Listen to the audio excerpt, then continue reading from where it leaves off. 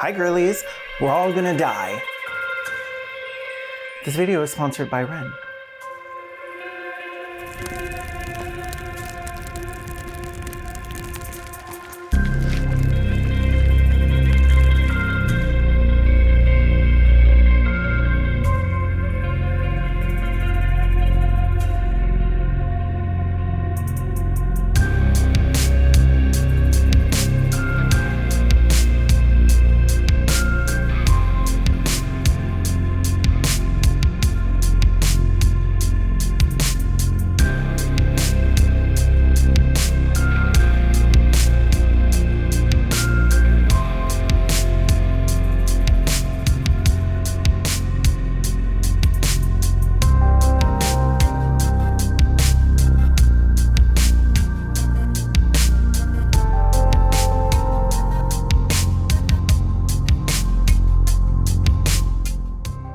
The earth shall rise on new foundations.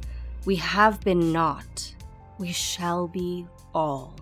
Hi girlies, we're all gonna die. We're in danger. Things are about to get cataclysmically spicy. It's an inconvenient truth. It's a prophecy of things to come, but it's already too late to prevent it. 71% of emissions are put out by just 100 companies, and there's nothing we can do as they poison our planet and commodify our water and our air. BT dubs, don't forget to hit the like button to refill my oxygen credits. Subscribe to keep me alive. Please refill credits to continue breathing. The world has gone plantains, and my timeline is arguing about celebrity slaps and lesbian flag revisions, while over 40% of all insect species are declining, and a third are endangered, and how humans LARPing as bumblebees need to pollinate plants by hand.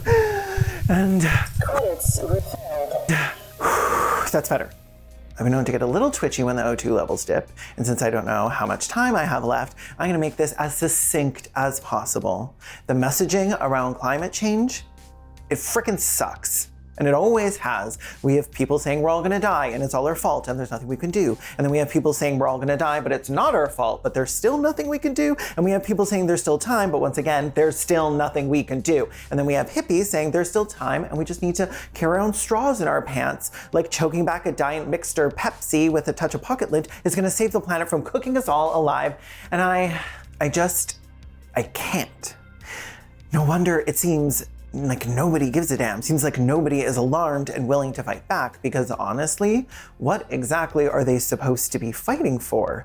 A slightly less toasty hellscape to suffer through their 60-hour work weeks in? Just to pay for a shitty windowless room in an apartment with 3 other people? Honestly, I'm not seeing the incentive to save the planet here either. And when Western activists and scientists try and convince people to join the fight in slowing or preventing further damage to our climate, they often talk about how things are going to get worse and how we have to act now to keep them the same. But if COVID taught us anything, it's that many, many people don't want the same.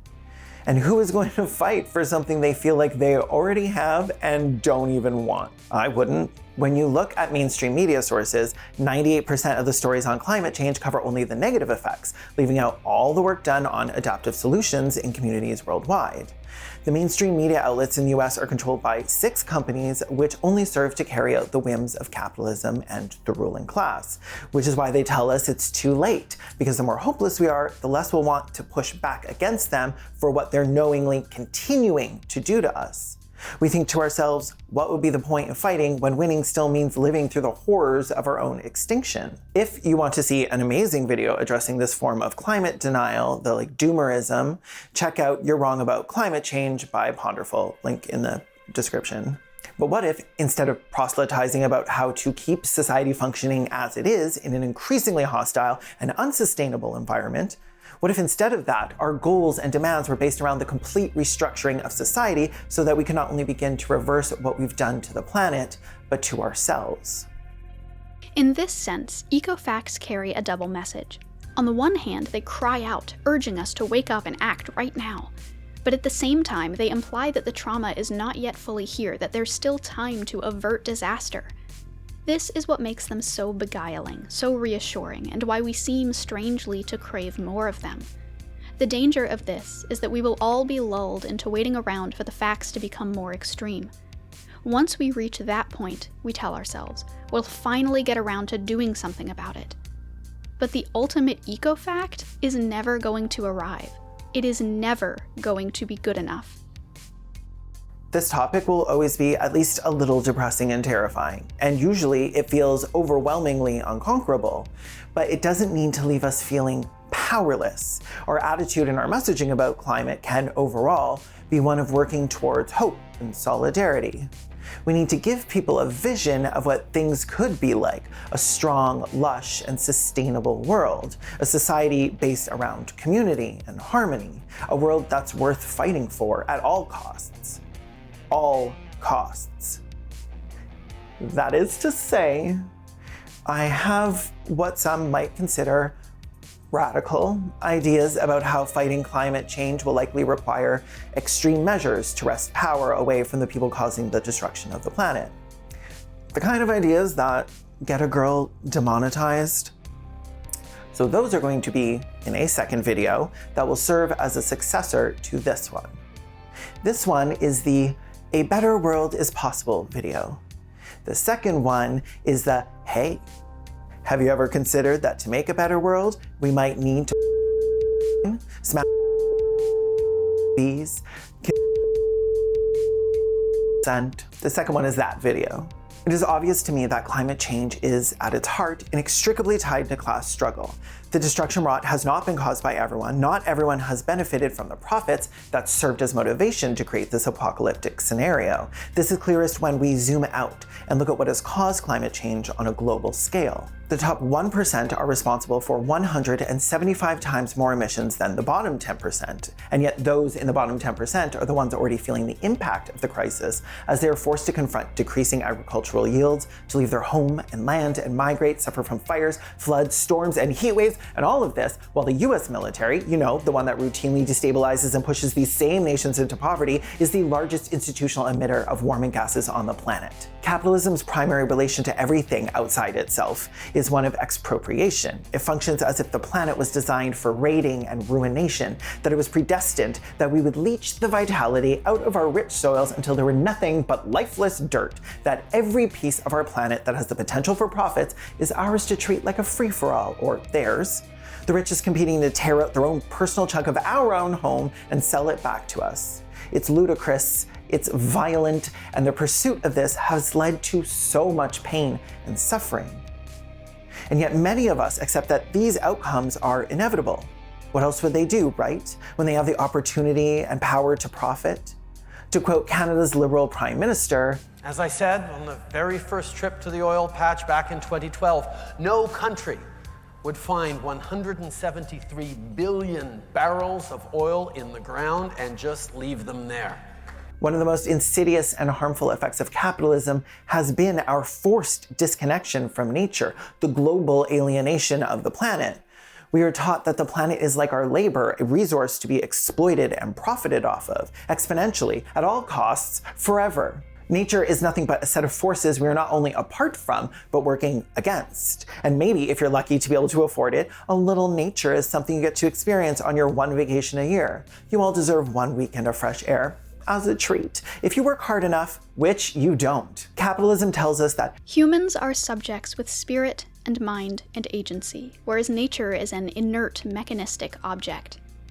This way of seeing the world is known as dualism. We inherit these ideas from a long line of thinkers, from Plato to Descartes, who primed us to believe that humans can rightfully exploit nature and subject it to our control. We didn't always believe these things. In fact, those who sought to pave the way for capitalism in the 16th century first had to destroy other, more holistic ways of seeing the world, and either convince or force people to become dualists. Dualist philosophy was leveraged to cheapen life for the sake of growth, and it is responsible at a deep level for our ecological crisis. it's about eternal growth through cutthroat competition and greed. It requires you to be selfish to be successful, and then tells us that that selfishness is simply human nature, unavoidable and static, and not a result of how they've intentionally structured society. But that's not true. Capitalism is relatively new, and for millennia we worked together in communities, tribes, clans, and families. Societies were often structured around finding ways to live in harmony with the earth, working in tandem with the planet, while also living in awe of the intricate systems required to keep balance. And we still feel it when we're back in nature, even for a few minutes, that awe. It changes something inside of us. And this isn't just me being hyperbolic because I'm a hippie or stoned out of my mind. Although I am both of those things. This is a phenomenon that has been studied. A group of scientists in Japan conducted an experiment where half of their subjects walked through a forest for 15 minutes and the other half through an urban setting. The people who walked through the forest experienced significant mood improvements. Anxiety, hostility, fatigue, depression, and tension were all reduced immediately. They were found to be more cooperative, kinder, more generous. And this isn't just when the forest is lush and scenic. This occurs even when, during the winter, the forest looks like a bunch of busted twinks the Monday after Pride.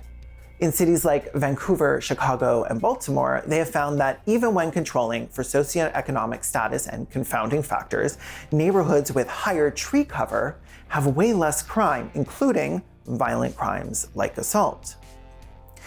When you feel connected to the planet, you feel connected to and responsible for those around you on it. And to capitalism, that's dangerous, because it thrives on competition between people who work as individuals. So when people start working together for the good of each other, their conditions begin to improve. Unions are formed, rights are won, real change happens. And in a world that is going to survive the literal oncoming storm, individualism needs to become a relic of the past. We need a reconnection to each other, to nature, and to ourselves. And through that, we can not only save the planet, but return to it.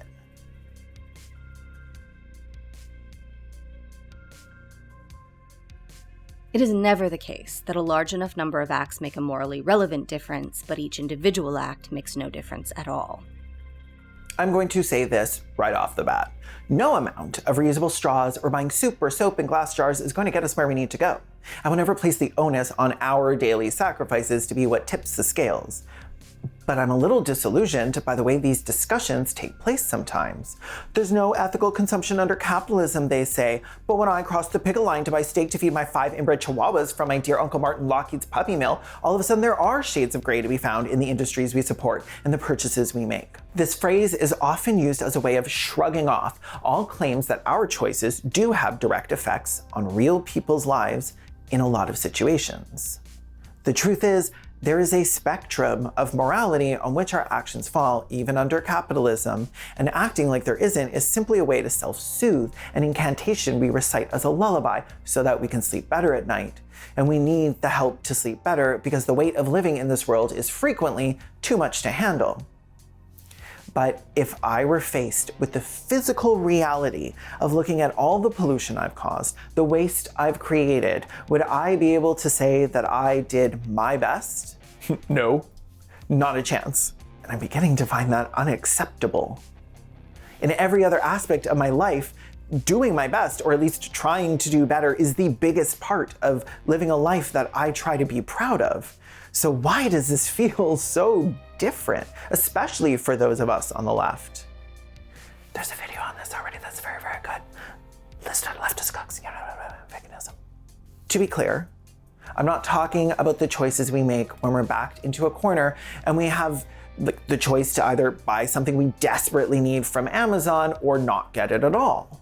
I'm not talking about people who live in a food desert and eliminating or reducing their meat consumption is impossible while maintaining the health of them and their family.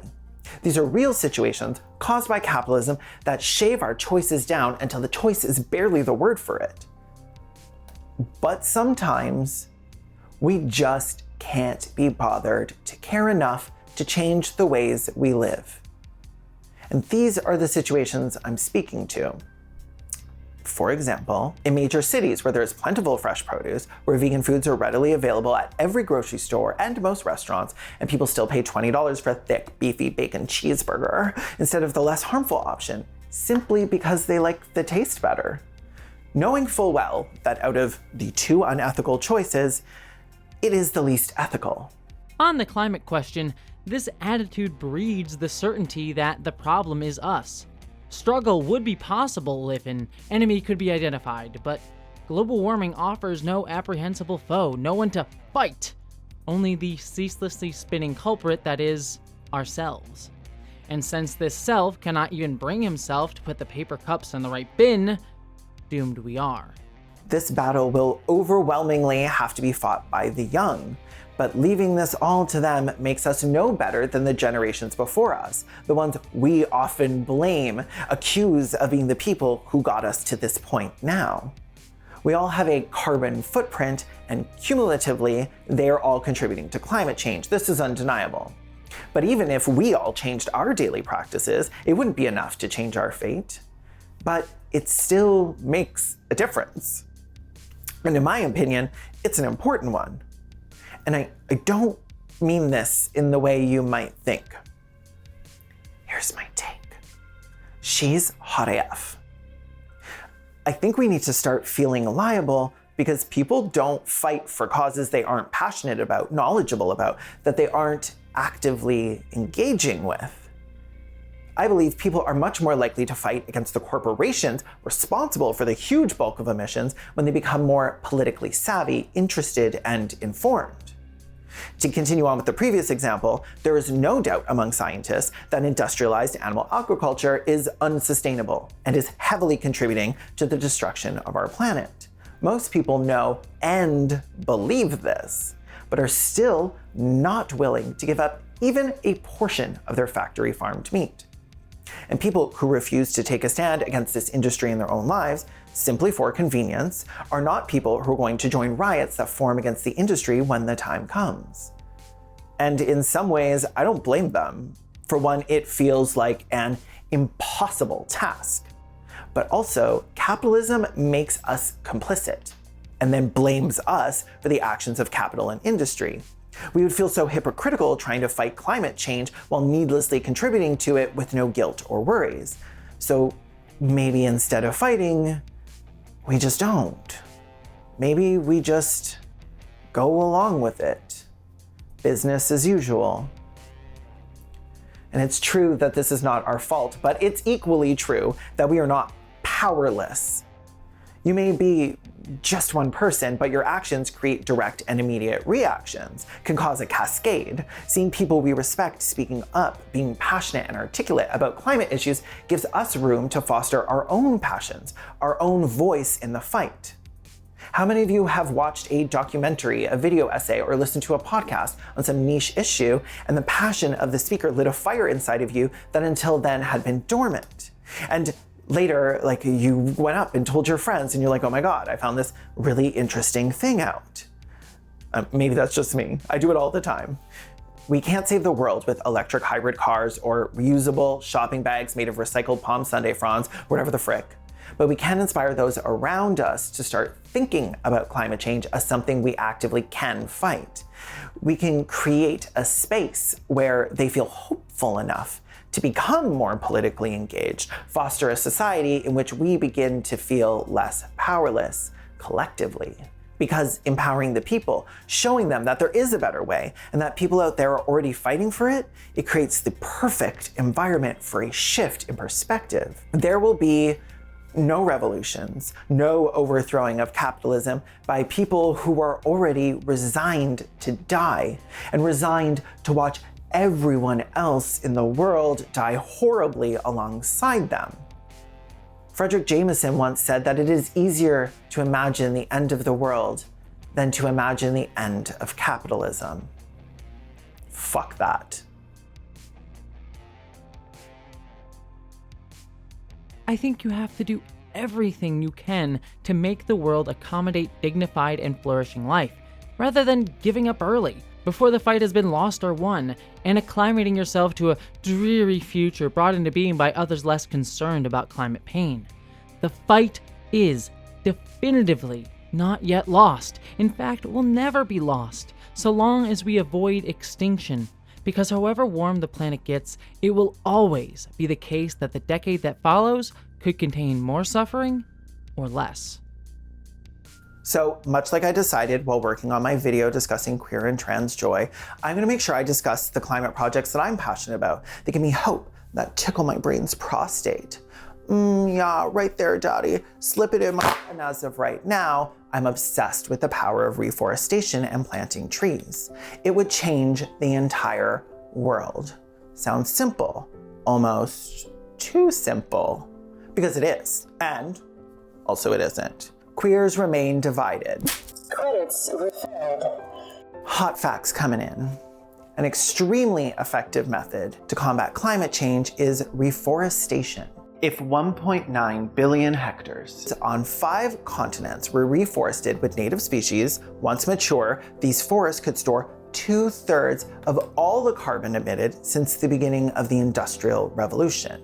Restoration of seagrass beds, salt marshes, and coastal mangroves alongside the reforestation of the planet would make an immense difference as well, as they store carbon at a rate 40% higher than tropical forests. A return to indigenous practices that work alongside the local environment, such as agroforestry, would incorporate trees with livestock and crop production all together, which protects the land from erosion and recycles nutrients that help form a resistance to the impacts of climate change. We know this works because people have done it. In 1982 in Brazil, agroecologist Ernst Gotch turned 500 acres of desertified, unproductive land that had been clear-cut and left devoid of life into a thriving agroforest. The area now has fertile soil, water running in streams even during the dry season, and has seen temperatures drop and rain increase due to the highly productive nature of the restored environment. All of this was achieved without fertilizer or irrigation, but rather in collaboration with natural processes. Gotch systematized and mechanized his syntropic agriculture techniques so that they can be implemented anywhere, regardless of climate, soil, or acreage. Gotch promotes reconnecting with natural systems as the path forward, saying, humans could reconcile themselves with the planet, finding a way to be useful and welcomed in the system. But we don't realize that. We can't see because we have disconnected ourselves from life on the planet, thinking that we are the intelligent ones. We can't see that we are just part of an intelligent system. This method of regenerative agriculture utilizes diverse crop cover, multiple crop rotations, and managed grazing to rebuild soil nutrients, resulting in increased crop yields and carbon sequestration. Each crop adds to the whole by fixing nitrogen, providing shade, crowding out weeds, or repelling pests. Recent large-scale syntropic farming of wheat, soybean, and corn has shown positive outcomes for grain production. I'm sorry, but when I read about this, I felt so ridiculous. Like it was a light bulb moment, and a byproduct of that was it illuminated my ignorance. Of course, crops grow more sustainably surrounded by other nature as opposed to in like monoculture industrialized fields. Forests provide everything needed for life to flourish. Animals living in harmony with the crops fertilize the soil, spread seeds, like, duh. So I Googled like there was no tomorrow because I wanted to know what was being done with this in my area, but there was nothing I could physically contribute to yet. But there was Wren. And this is where I segue into my ad for Wren, a sponsorship I am doing because I am personally now a Wren user, which is why this is the first time you'll have seen me do a sponsorship ever. I've turned down every other offer because I didn't believe in the projects that have approached me. I don't feel that with Wren, possibly because I'm a tree freak now. So Wren's community tree planting project is doing literally the thing I was just talking about.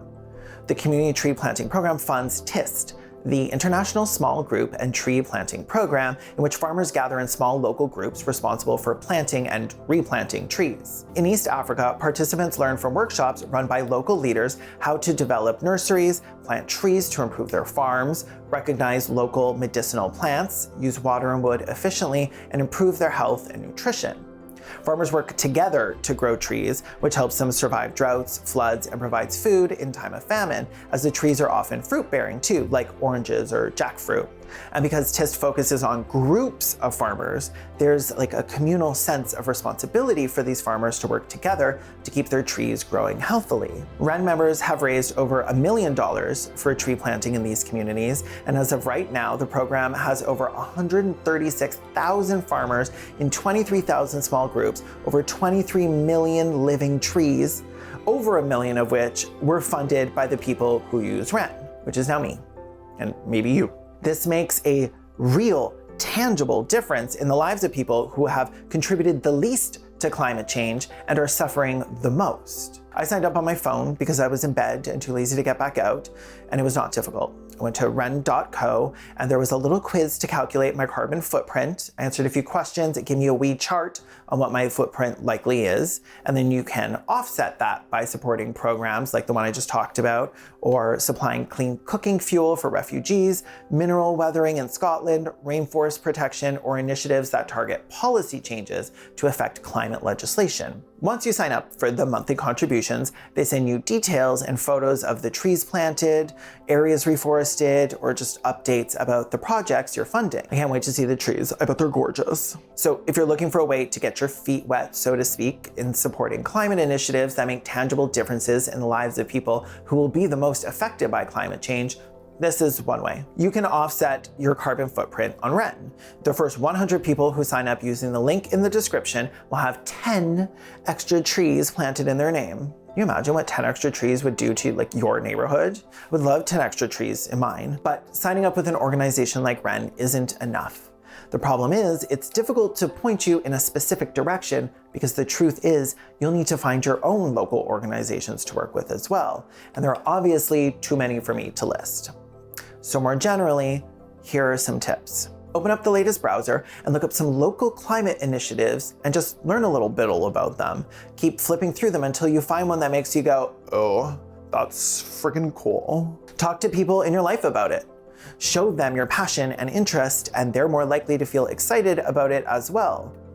Maybe they'll join you the next time you attend a meeting or when you participate in direct action. Facebook is literally garbage, but it seems to be where all the local groups organize online. So you can follow their pages to keep up to date on any events or actions taking place, and only turn on notifications for that one group. That way Facebook can't inundate you with rubbish, and you won't miss out on anything you otherwise would have wanted to help out with. If going to local events isn't possible for you for whatever reason, reading up on what's going on locally and still discussing that with friends and family or on social media is also a way to get people interested and eager to join in themselves. Or find groups that have online meetings so you can still contribute your voice and ideas regardless of your ability to join in person. I was agoraphobic for quite a while, and using social media is how I was able to discuss things I was passionate about. I started this channel, right? You can create art like what Adam Fellows is doing over on their channel. You can create music, YouTube videos, write, or other more direct actions we'll be discussing in the upcoming second part of this video. But of course, starting YouTube channels, joining local groups, or planting trees isn't enough. It's necessary, but it's just a piece of the puzzle. When you try to sell people on a world free from climate destruction caused by unfettered capitalism, you've got to be able to say more than, so many frickin' trees. They're gonna be frickin' trees and video essays frickin' everywhere. It's gonna be frickin' amazing. That would sell me, but. So what could a world outside of climate disaster and capitalism look like? Well, I didn't know. I had an idea, but obviously I am but a humble clown, not a climatologist. So I found books written by people with hands-on experience in the field. I read How to Blow Up a Pipeline, White Skin Black Fuel, The Robbery of Nature, Climate Solutions Beyond Capitalism, and Less is More, How Degrowth Will Save the World. I recommend them all, emphatically. And after my brain melted out of my head, because apparently books are much longer than tweets, I plucked out some of the visions they had for a path different from the one capitalism has set us on. And well, hate to break it to ya, there's no utopia. No perfect world out there waiting for us.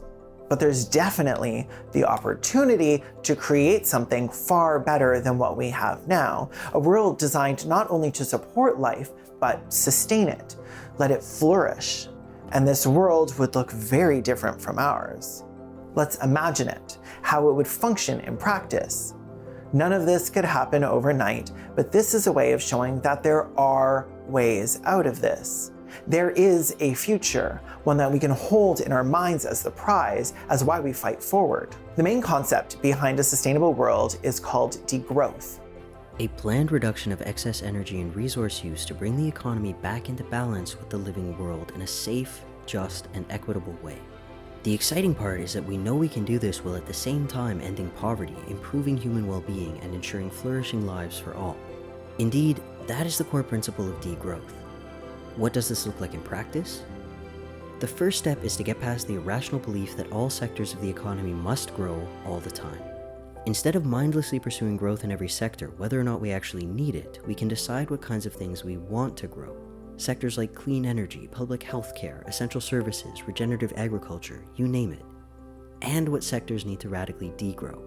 Things like fossil fuels, private jets, arms, and SUVs. Putting an end to food waste could cut the scale of the agriculture industry in half, without loss of access to the food we need. That could cut global emissions by up to 13%, while regenerating up to 2.4 billion hectares of land for carbon sequestration and wildlife habitat. We would have the farms I mentioned earlier, which are created for local food systems that in themselves are a stable ecosystem that contribute to the bettering of the climate instead of its destruction.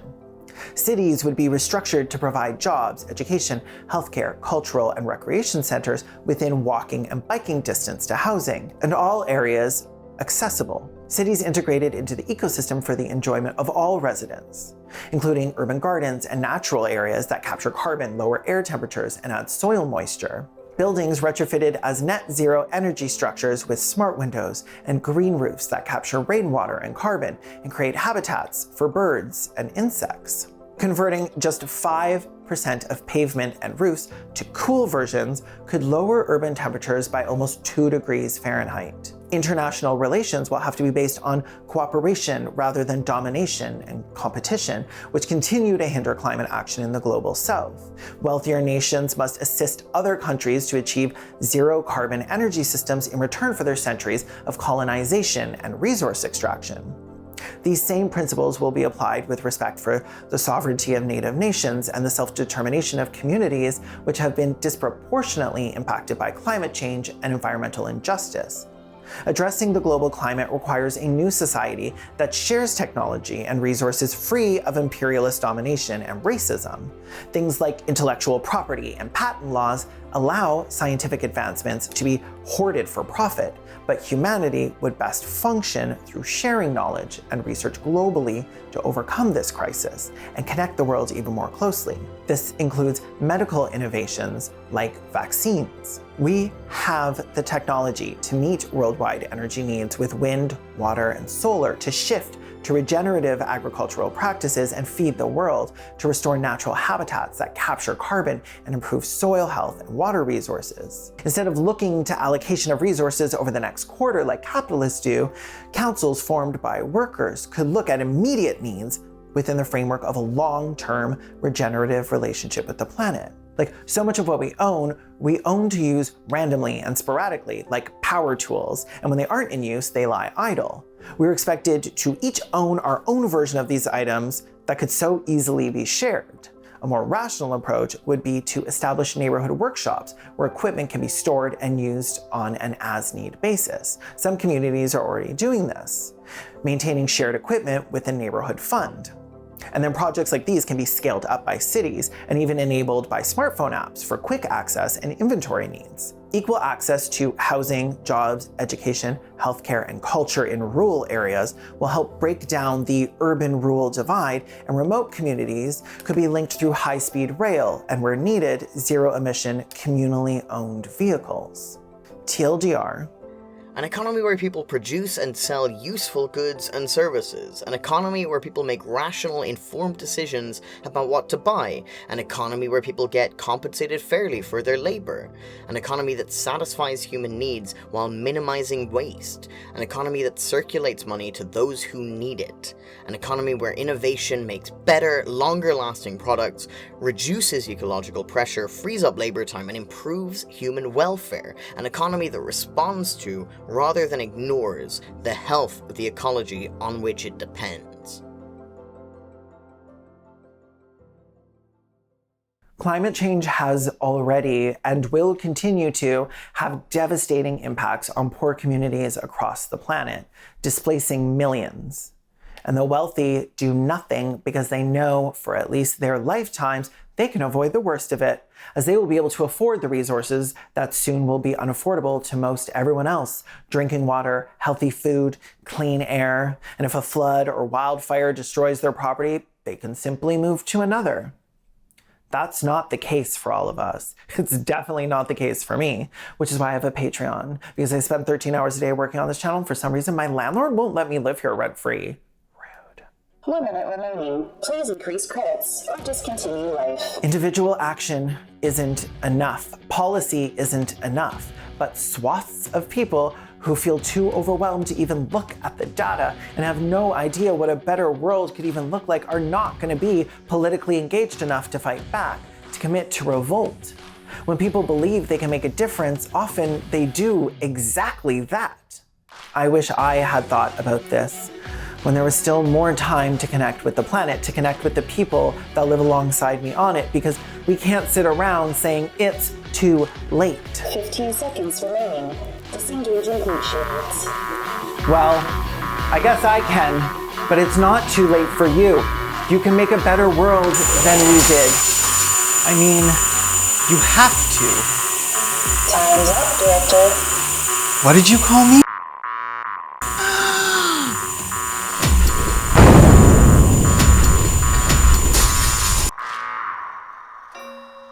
Director, you've fallen asleep.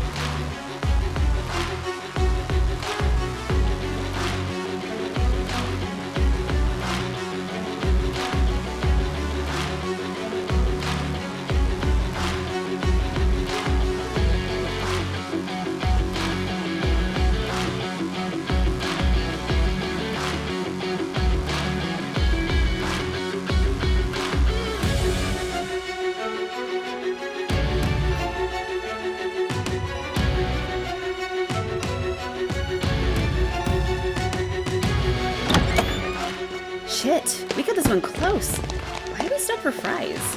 We all agreed that it's what they would have wanted. I'll take their arms. I've got their legs. Mandy? I have their purse. Gay in every universe. You gotta respect it. Let's get them back to 2022. The rest of the Ks are waiting. And it's almost time for the quorum.